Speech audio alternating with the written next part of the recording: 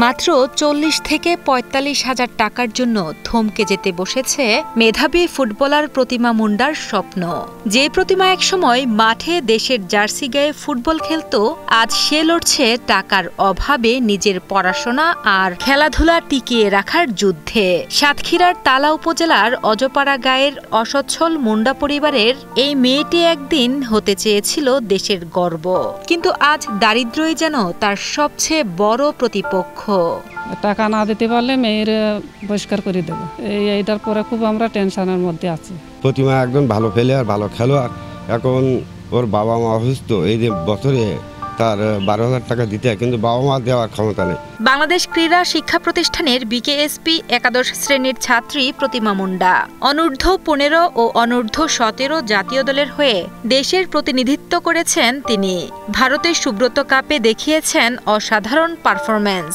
অথচ সেই প্রতিমাকেই এখন বিকেএসপি থেকে সতর্কতামূলক চিঠি দেওয়া হয়েছে, কারণ জুন পর্যন্ত তার বকেয়া বেতন ৪৬,৪৪০ টাকা। সময় মতো টাকা না দিলে বহিষ্কারের আশঙ্কা। এতটুকু অর্থই এখন প্রতিমা আর তার পরিবারের সামনে দেয়াল হয়ে দাঁড়িয়েছে। প্রতিমা বিকেএসপিতে লেখাপড়া করে, তার পাশাপাশি খেলাধুলো করে। ১২,০০০ টাকা করে বেতন দিতে হয়, এটা আমরা দিতে পারছি না। এই নিয়ে খুব দুশ্চিন্তায় আছি। চিঠি দিয়েছে, চিঠি দেওয়ার পরে আমরা খুব দুশ্চিন্তায় আছি, কিন্তু ওর বাবা অসুস্থ, আমি একা আর কি করব। সরকারের যদি সাহায্য সমাজ যদি জানায়, তাহলে আমরা মেয়েটার আগুয়ে দিতে পারি। এর আগে জাতীয় দলে ডাক পেলেও অসুস্থতার কারণে যোগ দিতে পারেননি প্রতিমা। এখন আবার বিকেএসপি থেকেও বাদ পড়ার শঙ্কায় দিনরাত কাটাচ্ছেন মেধাবী এই তরুণী। বাবা শ্রীমন্ত মুন্ডা অসুস্থ, আর মা সুনিতা মুন্ডা সপ্তাহে ৩-৪ দিন কৃষি শ্রমিকের কাজ করেন। এতে সংসারই চলে না। এ অবস্থায় প্রতিমার পড়াশোনা আর প্রশিক্ষণের খরচ চালানো অসম্ভব তার পরিবারের পক্ষে।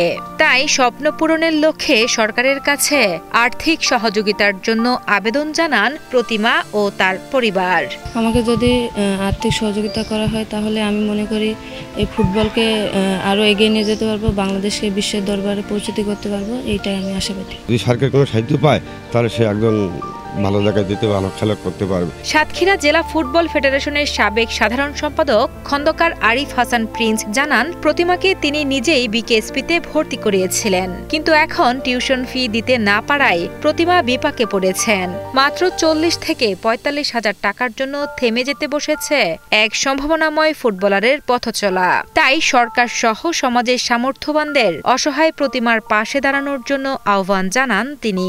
সরকারি প্রতিষ্ঠান অনলি মাসে ১,০০০ টাকার মধ্যে তার খাওয়া, থাকা, খেলাধুলা, লেখাপড়া, এভরিথিং সব, সেটাও তারা দিতে পারছে না। আমরা চাই যে আমাদের সাতক্ষীরা সহ বাংলাদেশের যে সকল ধনাঢ্য ব্যক্তি আছেন, অর্থশালী ব্যক্তি আছেন, আপনারা প্রতিমার পাশে দাঁড়ান।